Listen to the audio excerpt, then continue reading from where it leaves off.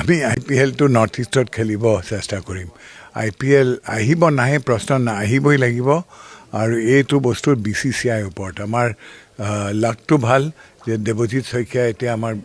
general secretary তেওঁ যদি আমাক ছাপৰ্ট কৰে আমি IPLটো ইয়াত খেলিম আমি বেছিকৈ আনিব খুজিছোঁ সেই বস্তুটো অলপ ইকনমিক্সৰ ওপৰত আৰু প্লেয়াৰবোৰে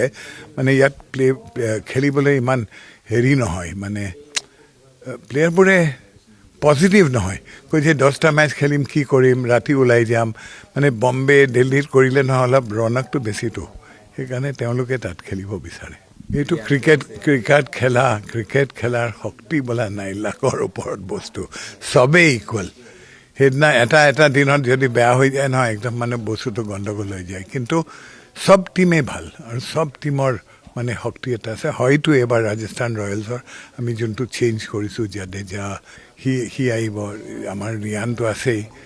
জুৰেল আছে তাৰপিছত য়শস্বী জয়সৱাল আছে আমাৰ টিমটো ভাল এতিয়া খালি বলাৰ চলাৰ অলপ ঠিক কৰিব লাগিব চাম কাৰণটো ভাল এইবোৰ ঠিক কৰি পেলাই কৰিব লাগিব আৰু কিন্তু মানে জয় IPL জয় আই অসম